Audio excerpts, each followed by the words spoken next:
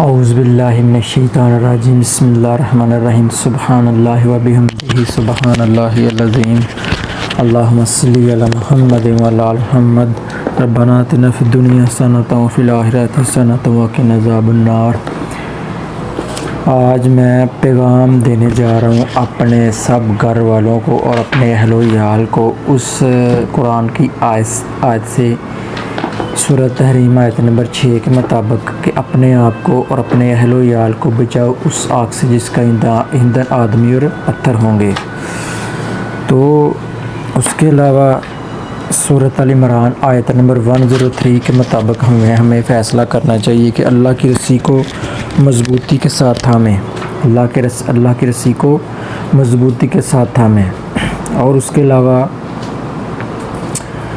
میرے جتنے بھی اہل و عیال ہیں، میرے نانکے یا دادکے، میں سب کو دعوت دینے جا رہا ہوں،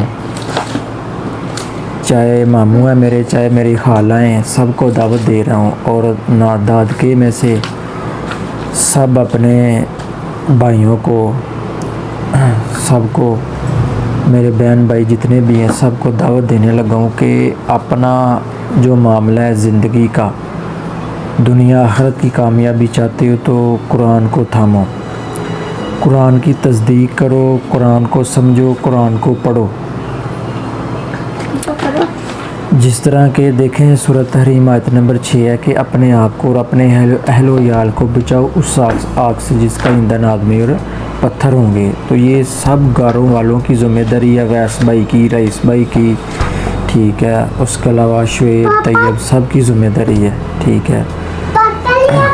اس کے علاوہ میرے جتنے ماموں جان ہیں، ریاض، شباز، نواز، یہ جتنے ماموں ہیں ماشاءاللہ میرے 7 ماموں جان ہیں، میں سب کو دعوت دیتا ہوں کہ اپنے آپ کو اور اپنے اہل و عیال کو بچاؤ اس آگ سے جس کا ایندھن آدمی اور پتھر ہوں گے، یعنی قرآن پاک کی آیت کے مطابق۔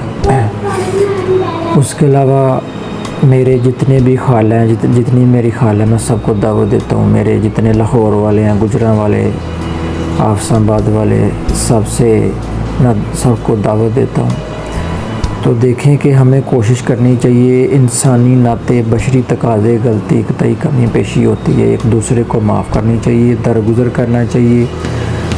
اور دیکھیں کہ ہم اپنے بہن بھائی، رشتہ دار، جو خونی رشتہ دار ہیں نا، وہ ہم ایک دوسرے سے اتنا دور ہیں کہ ہم ایک دوسرے سے گفتگو بھی نہیں کرتے۔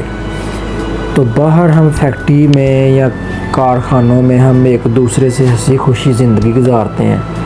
تو دیکھیں ہمیں کوشش کرنی چاہیے اللہ اور اس کے رسول صلی اللہ علیہ وسلم کی بات مانیں، نہ کہ شیطان کی بات یہی ہے نا کہ ہم اپنے سکے بھائی بہن آپس میں بولتے نہیں، اور جو منہ بولے بھائی ہیں یعنی یار دوست، مطلب کام کرنے والے، ان کے ساتھ ہم کتنی ہنسی خوشی زندگی گزارتے ہیں۔ تو دیکھیں بشری تقاضے سے ایک دوسرے کے حقوق ہم پورے نہیں کر سکتے۔ ہاں اللہ ماشاءاللہ جو کر رہے ہیں وہ نیک لوگ ہیں۔ تو دیکھیں کہ میں سب کو دعوت دیتا ہوں کہ قرآن و حدیث کے ساتھ فیصلہ کریں، زندگی موت کا پتہ کوئی نہیں کہ کب کہاں موت آ جائے، تو پھر بعد میں پچھتانے رونے کا کوئی فائدہ نہیں۔ تو میں سب آنے والی اپنی نسلوں کو بھی دعوت دیتا ہوں کہ قرآن و حدیث کو تھامیں، اور سب سے بڑھ کر شرک نہ، اللہ کے ساتھ کسی کو شریک نہ ٹھہرانا، ایاک نعبد و ایاک نستعین کے مطابق۔ کہ دیکھیں فرشتوں کی ڈیوٹی ہے کہ بارش برسانے کی، آج تک کسی نبی سے کوئی حدیث شریف، کوئی آیت رپورٹ نہیں ہوئی، کوئی نہیں ملی کہ جس قرآن کی آیت یا حدیث کے اندر آیا ہو کہ ڈائریکٹ اللہ کے نبی نے یا پیغمبر نے فرشتے کو ڈائریکٹ کہا ہو کہ یہاں بارش برسا دو۔ ایاک نعبد و ایاک نستعین کے مطابق ہم نے غائبانہ اللہ سے مدد چاہنی ہے، اور فزیکلی جو مدد ہے وہ فزیکلی ہم سورۃ مائدہ کے مطابق ہم فزیکلی مدد لے رہے ہیں ایک دوسرے کے ساتھ، ٹھیک ہے نا۔ ایک تو ہے سورۃ الانعام آیت نمبر 159، بے شک جن لوگوں نے اپنے دین کے ٹکڑے ٹکڑے کر دی اور بہت سے گروہوں میں بٹ گئے، اے نبی صلی اللہ علیہ وسلم آپ کا ان سے کوئی تعلق نہیں۔ دیکھیں کہ ہم نے دین کو ٹکڑے ٹکڑے نہیں کرنا۔ اس کے بعد دیکھیں سورۃ المومنون آیت نمبر 53، ہر گروہ جو اس کے پاس ہے وہ اسی پر خوش ہے۔ تو دیکھیں کہ ہمیں خود فیصلہ کرنا چاہیے کہ جس کے پاس توحید ہے وہ توحید کا چرچا کر رہا ہے تو وہ سمجھ لیں کہ دوسری بات کوئی نہیں کر رہا۔ جس کے پاس توحید ہے وہ توحید کی بات کر رہا ہے، جس کے پاس اہل بیت کی محبت ہے وہ اہل بیت کی محبت کر رہا ہے، جو اس کے پاس صحابہ کی محبت ہے وہ صحابہ کی محبت بس کر رہا ہے، دوسری چیزیں چھوڑ رہا ہے۔ اس کے علاوہ جس کے پاس یعنی کہ نبی علیہ السلام کا پیار ہے وہ نبی علیہ السلام کے پیار میں گم ہے، توحید کو چھوڑ رہے ہیں۔ یہ جو آیت ہے نا یہ سبھی کو فٹ ہوتی ہے۔ اس کے علاوہ آخری آیت جو ہمیں آخرت کا پس منظر دکھا رہی ہے، سورۃ الفرقان آیت نمبر 30، رسول صلی اللہ علیہ وسلم کہیں گے کہ اے اللہ میری قوم نے اس قرآن کو چھوڑ رکھا تھا۔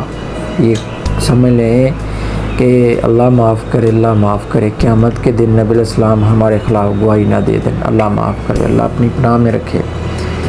تو دیکھیں اس کے علاوہ اور بہت ساری آیتیں ہیں کہ قرآن میں جو اللہ نے پیغام دیا اس کے اوپر ہمیں عمل کرنا چاہیے۔ تو اندازہ کریں کہ ہم چھوٹی چھوٹی باتوں پر جھگڑنا شروع کر دیتے ہیں، لڑائی جھگڑا اور فتنہ فساد برپا کر دیتے ہیں۔ قرآن کو سمجھنے کے لیے اللہ پاک نے انسان کو بہت عقل دی ہے، سمجھ دی ہے، وہ سمجھ سکتا ہے۔ جس طرح کہ سورۃ قمر میں اللہ کریم ارشاد فرما رہا ہے کہ ہم نے قرآن کو سمجھنے کے لیے آسان کر دیا ہے، تو وہ ہے سوچے سمجھے۔ اس کے علاوہ دیکھیں کہ قیامت کے دن یہ سورۃ نمبر 41 آیت نمبر جو ہے نا وہ 44 ہے، سورۃ نمبر 44 آیت نمبر 41، ٹھیک ہے۔ جس دن کوئی دوست کسی دوست کے کچھ کام نہیں آئے گا۔ یہ دیکھیں کہ عمل اپنے ساتھ جانے ہیں، کسی دوست نے نہیں بچانا، حتیٰ کہ ماں باپ کے ساتھ بھی اس طرح کا معاملہ ہے کہ ماں باپ بھی کام نہیں آئے گا، بہن بھائی کوئی کام نہیں آئے گا، اپنے مال ہونے ہیں یا اللہ کی رحمت۔ اور اس کے علاوہ میں تھوڑی سی عقیدے کے حوالے سے بات کر لوں کہ ہم نبی کریم صلی اللہ علیہ وسلم کو آخری نبی مانتے ہیں، اور جن کی قبر شریف مدینہ شریف ہے اس کا جو ریفرنس ہے وہ سورۃ الاحزاب آیت نمبر 40 کے اندر ہے کہ نبی علیہ السلام کے بارے میں اللہ کریم ارشاد فرما رہے ہیں کہ تم میں سے کسی مردوں کے باپ نہیں، اور آخری نبی صلی اللہ علیہ وسلم ہے، یہ آخری نبی ہیں۔ اس کے علاوہ دیکھیں ایک اور آیت میرے سامنے آ گئی، جو لوگ مسلمانوں میں بے حیائی پھیلاتے ہیں ان کے لیے دنیا آخرت میں دردناک عذاب ہے۔ تو یہ جو ہم میوزک کے ساتھ معاملت کرتے ہیں یہ بہت خطرناک عمل ہے۔ اس کے علاوہ دیکھیں بے شمار قرآن کی آیتیں ہیں کہ ہم نے قرآن کے مطابق فیصلے کرنے ہیں، اپنے معاملات طے کرنے ہیں، دنیا کے بھی آخرت کے بھی۔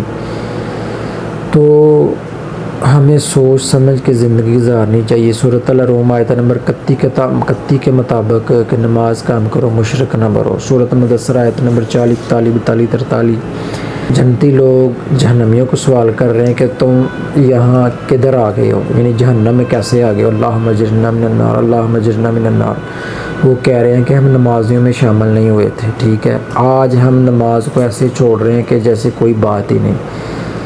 تو میں اپنے گھر والوں کو سب کو دعوت دیتا ہوں کہ اللہ اور اس کے رسول صلی اللہ علیہ وسلم کے مطابق، ان کی تعلیمات کے مطابق، قرآن و حدیث کے مطابق زندگی گزاریں، جھگڑے فتنے فساد نہ کریں۔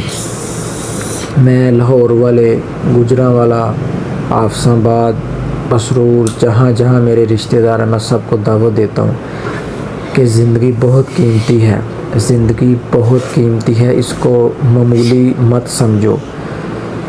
حالانکہ قرآن پاک میں آیا نا کہ انسان جب قیامت کے دن اٹھے گا تو کہے گا کہ ہمیں ہماری خوابگاہوں سے کس نے جگہ اٹھایا۔ اور اس کے علاوہ قرآن پاک میں اللہ کریم ارشاد فرما رہے ہیں کہ میرے جو قیامت کا دن ہے وہ 50,000 سال کے برابر ہے۔ تو دیکھیں کہ ہم کتنی غفلت کی جو زندگی گزار رہے ہیں۔ اللہ ہمیں عمل کرنے کی توفیق عطا فرمائے۔ صدق اللہ العظیم۔